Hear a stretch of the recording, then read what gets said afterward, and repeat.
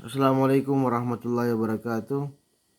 Alhamdulillah wa syukurillah wa la haula wa la quwwata illa billah wa ba'du. Allahumma shalli wa sallim ala sayyidina Muhammad wa ala Muhammad. Pertama-tama puji syukur atas kehadirat Allah SWT, di mana kita bertemu dalam acara dalam penjelasan virtual ini. Salam-salam terlupa kita sampaikan kepada baginda Nabiullah Muhammad SAW, di mana berkat limpahan rahmat kita bisa menerima Islam. Semoga apa yang saya jelaskan dalam video virtual ini melalui YouTube ini, semoga kalian bisa memahaminya. Dan saya berdoa semoga kalian sehat selalu. Amin amin ya rabbal alamin. Kita akan bahas mengenai masalah prinsip-prinsip dalam dakwah Islam. Yang pertama adalah unsur-unsur dakwah dalam Islam seperti apa? Itu ada pertama adalah dai. Dai secara bahasa adalah orang yang menyeru, memanggil. Secara istilah dai adalah orang yang melakukan komunikasi, edukasi, implementasi, internalisasi Islam. Artinya seorang dai itu wajib berkomunikasi dengan baik, edukasi, mendidik, dan mengamalkannya, dan memasukkan ajaran-ajaran Islam dalam setiap perbuatannya. Dai itu ialah orang yang menyeru, artinya orang memanggil. Menyeru dalam bentuk kebaikan, bukan dalam bentuk kejahatan. Oleh karena itu seorang dai wajib berkomunikasi dengan baik, mendidik, dan didikannya itu diamalkan. Misalnya jangan sampai dia menyuruh orang untuk sholat tapi dia nggak sholat, menyuruh orang untuk dia tidak minum khamar, dia juga minum khamar. Jadi sehingga orang-orang seperti itu tidak bisa dipegang kata-katanya, bahkan tidak bisa dikategorikan sebagai pendai, karena tidak satu kata dengan satu perbuatan. Makanya kalau Anda baca biografinya guru tua Habib Idrus bin Salim Al-Jufri, salah satu unsur yang dia amalkan ialah satu kata satu perbuatan. Artinya apa yang diucapkan itu yang diperbuat. Seperti itu. Oke, tersambung. Al-muballighul Islam wal muallimu lahu wasa'i ila tatbiqihi. Artinya seorang mubaligh itu memasukkan Islam, memasukkan Islam, wal muallim lahu, dan mampu mengajarkannya, wasa'i ila tatbiqihi, dan mampu mengamalkannya. Itulah alasannya. Mampu mengamalkannya. Menyuruh kepada untuk mengikutinya. Itulah Islam. Apa? Dalam bahasa Arab seperti itu. Al-muballighul Islam wal muallim lahu wasa'i ila tatbiqihi. Artinya dia seorang mubaligh itu mampu membalik dalam mengajarkan keislaman, menjadi seorang edukasi, dan mampu mengamalkannya, seperti itu. Kita sambung. Mad'u. Kalau tadi dai, sekarang mad'u. Mad'u ialah secara bahasa objek dakwah yang diajak kepada Allah atau menuju kepada Islam. Sedang istilah ialah al-bayuni. Al-madu adalah objek dakwah itu manusia secara universal, baik dalam jarak dekat maupun jarak jauh, muslim maupun kafir, baik laki maupun perempuan. Al-madu min tawjihu ila du'a wa huwa al-insanu mutlaqan, qariban aw ba'idan, musliman aw kafir zakar aw unsa. Artinya al-madu itulah objek, artinya si yang akan didakwai. Artinya siapa itu? Yaitu orang Islam atau manusia sendiri, baik itu kafir, muslim, yang penting kita berdakwah. Jadi unsur-unsur dakwah itu adalah harus ada orang-orang yang didakwai. Jangan sampai kita berdakwah tapi nggak tahu siapa yang didakwai. Nah, unsur ini penting karena melihat situasi kondisi siapa yang kita dakwai. Meskipun di manusia kita harus tahu. Artinya siapa yang dakwah. Kalau anak-anak bagaimana kita bicara. Kalau orang tua bagaimana kita bicara. Kalau anak muda bagaimana kita bicara. Semua ada level-levelnya, sehingga kita harus mengetahui mad'u kita. Artinya siapa yang kita ajak bicara. Meskipun satu orang, dua orang, kalau kita mengajak kepada kebaikan, itu juga kategori pendakwah. Seperti itu. Oke, tersambung. Al-maudu ad-dakwah. Al-maudu ini adalah pesan dakwah. Itu Islam sendiri. Artinya tema itu ialah tema terserah, yang penting mengajak kepada kebaikan, maka itu kategori maudu, artinya tema. Al maudu da'watu wal islamu alladhi yad'u nasu ilaihi. Artinya maudu ialah dakwah, ialah Islam yang mengajak kepada manusia kepada Islam itu sendiri. Itu dakwah. Jadi segala sesuatu yang mengajak kepada kebaikan dan Islam namanya, maka itu namanya maudu, dan itu namanya bagian dari dakwah. Jadi kalau ada orang-orang mengajarkan di luar Islam, maka namanya bukan lagi pendakwah, bisa dia penginjil atau dan sebagainya. Oke, sambung.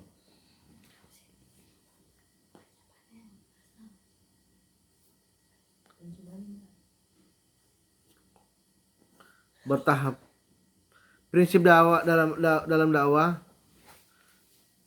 ialah bertahap. Ikhlas, serahkan kepada Allah sebagai pemberi petunjuk. Bertahap itu maksudnya ialah, artinya bertahap, ada tahapannya. Sama seperti Nabi Muhammad menghilangkan minuman khamar di Saudi Arabia, di Jazirah Arab, Mekah Madinah. Bagaimana Rasulullah itu bertahap anunya apa namanya?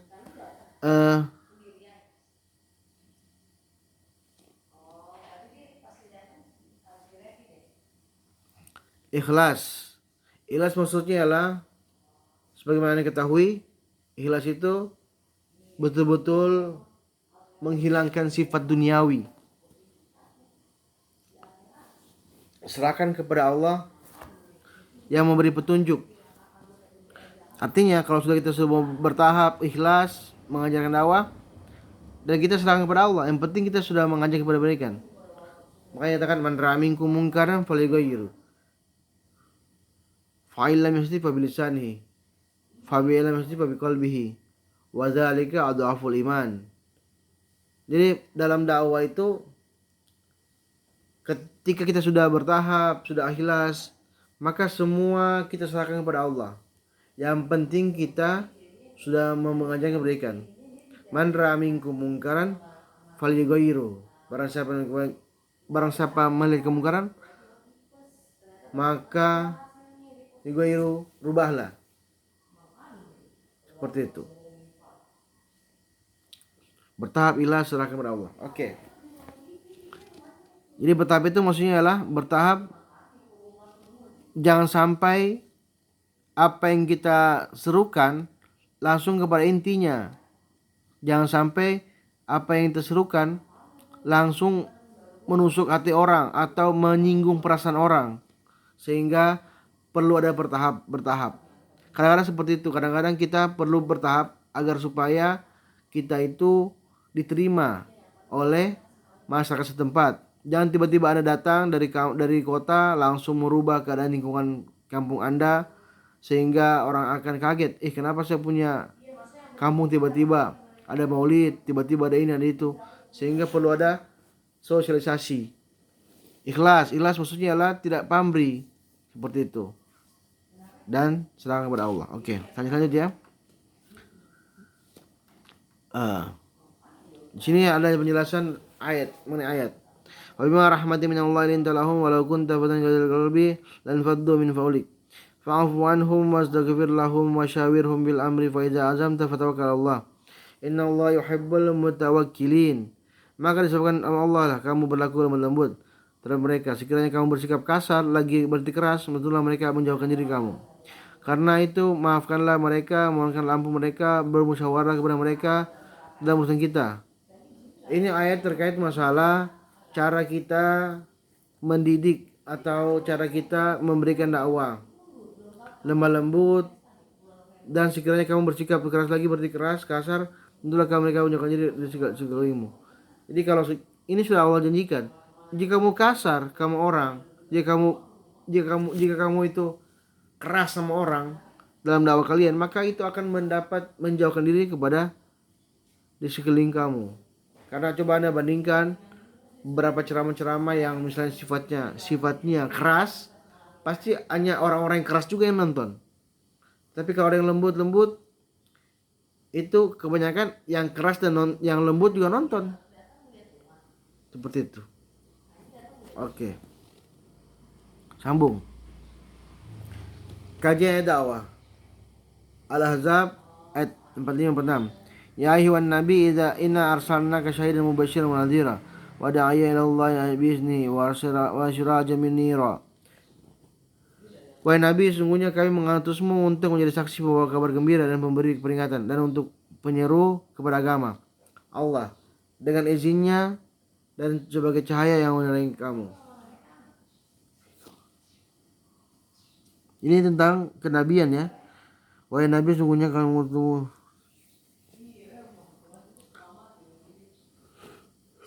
menjadi penyeru kepada agama. Oke.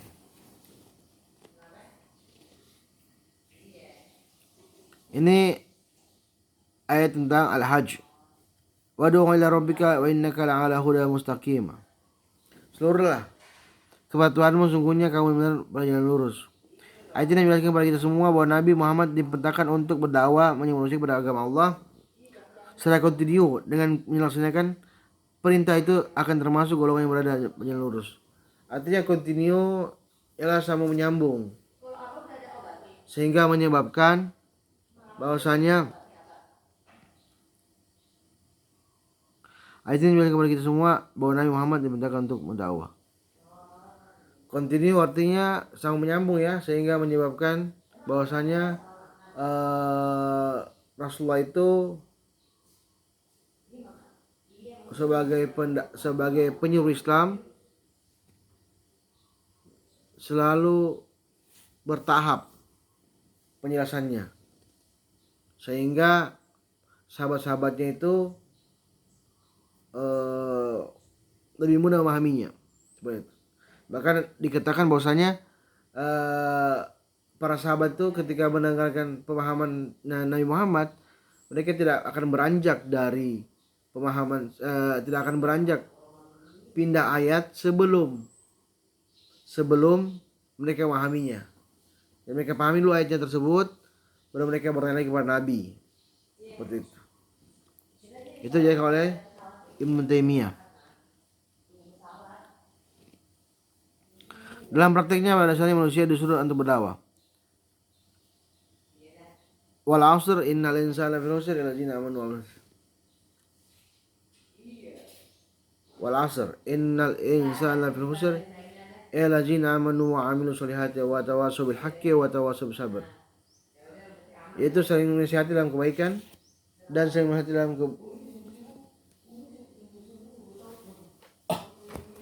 seperti wal 'asr itu. Oke, yang kedua hadis Nabi Al-Asr itu. Jadi yang kedua, man ra'a minkum munkaran yang saya katakan tadi, bahwasanya barang siapa yang kemungkaran, rubahlah dengan tangannya. Barang siapa yang tidak mampu dengan lisannya, dengan lidahnya atau berbicara. Jika tidak mampu dengan hatinya, dan zalika wa zalika adhaful iman. Dan itulah selama-lamanya iman. Jadi inilah prinsip-prinsip dakwah atau ayat-ayat dakwah yang mengajarkan bahwasanya manusia itu memang berdakwah seperti itu. Aman kan?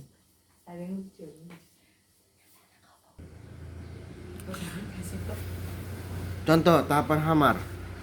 Kemudian bisa baca Al-Baqarah 219, ayat Nisa 23, Al-Maidah ayat 90 seperti itu. Itu tahapan-tahapannya sampai khamar itu diharamkan. Pada ujungnya ialah innamal khamru wal maisiru rijsun min amali syaitan. Oke, nantilah kalian sendirilah ayatnya seperti apa. Karena sebelumnya itu la taqrabu shalah wa antum sukara. Janganlah dekat salat jika kamu sedang mabuk. Pada akhirnya Al-Maidah menjelaskan bahwa innamal khamru wal maisir seperti itu. Oke. Asbabun nuzul. Anda bisa baca sendiri ya. Anda bisa baca sendiri seperti ini, seperti apa tahapannya. Saya bisa lanjut aja. Oke. Ulaika alladziina hudallahi fahadahum iktadahu qul la as'alukum alaihi ajran inna huwa illa dzikrul alamin. Mereka itulah orang yang telah diberi petunjuk, maka itulah petunjuk mereka. Katakanlah, aku tidak meminta upah kepadamu dalam menyampaikan Quran. Aku yang tidak lain hanyalah peringatan kepada seluruh umat. Oleh karena itu, disinilah tanda-tanda Al-An'am ayat 50 ini mengajarkan bahwasanya ikhlas merupakan tujuan utama dalam berdakwah. Kalaupun ada orang-orang yang kaya karena berdakwah, itu memang karena itu keikhlasan para pendengarnya sendiri. Banyak orang-orang yang memberikan uang berjuta-juta kepada si pendakwah karena biasanya mereka pertama ada kontrak, kemudian karena ikhlas, banyak sekali. Kalau Anda melihat beberapa para ulama, para habaib itu langsung diberikan uang 10 juta, 20 juta kepada si kadang-kadang si pemilik rumah karena sudah datang ke rumahnya. Dan itu mereka ikhlas, bukan karena ada hasil permintaan si pendakwah. Tapi ada juga beberapa pendakwah yang memberikan tarif hasil ceramahnya seperti itu. Tapi sebenarnya beberapa ulama tidak. Itu kadang-kadang mereka karena tidak enak mengundang, kadang-kadang ngasih sampai puluhan juta. Seperti itu. Tapi sebenarnya para pendakwah kebanyakan itu mereka ikhlas. Seperti itu. Oke.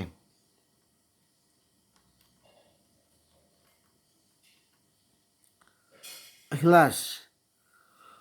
Ikhlas ini kalau menurut Syihab sama seperti menghilangkan teh, mewujudkan teh menjadi putih, itu ikhlas. Itu ibaratnya. Karena susahnya ikhlas itu, maka itu ibarat seperti itu. Sehingga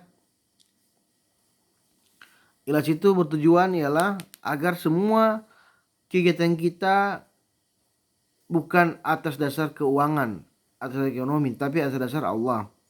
Kita berdakwah karena Allah. Kita sekolah karena Allah. Bagaimana caranya?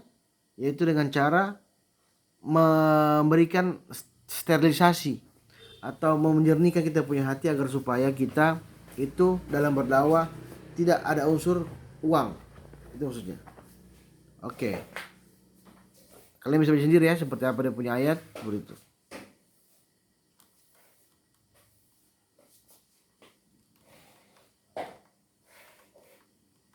Oke. Dan terakhir Al-Qasas ayat 56. Innaka la tahdi min ahbib, betul, walakin Allah yahdi man yasha wa huwa alam bil muhtadin. Sungguhnya kamu tidak dapat memberi petunjuk kepada orang-orang yang kamu sayangi, tapi Allah memberi petunjuk. Ya, inilah yang sekarang tadi. Kalau sudah ikhlas, sudah bertahap, maka kita serahkan semua kepada Allah. Fa iza azamta fatawakkal Allah.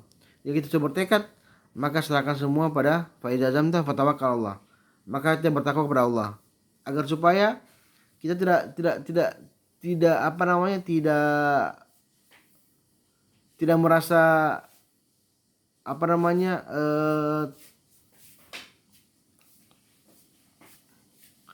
tidak merasa pamrih seperti itu. Pamrih dalam artian tidak merasa kecewa. Kita sudah capek-capek berdakwah tapi tidak mereka dengarkan. Gak usah khawatir. Kita serahkan semua kepada Allah agar supaya kita tidak terlalu apa namanya, tidak khawatir seperti itu. Oke.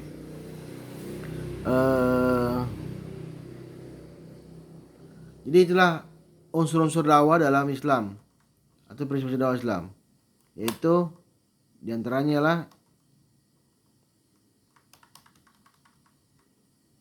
ada dai, mad'u, dan objek dakwah itu sendiri. Oke, demikianlah yang saya bisa sampaikan. Lebih kurangnya saya mohon maaf. Semoga apa yang kita pelajari berkah. Wabillahi taufiq. Wassalamualaikum warahmatullahi wabarakatuh.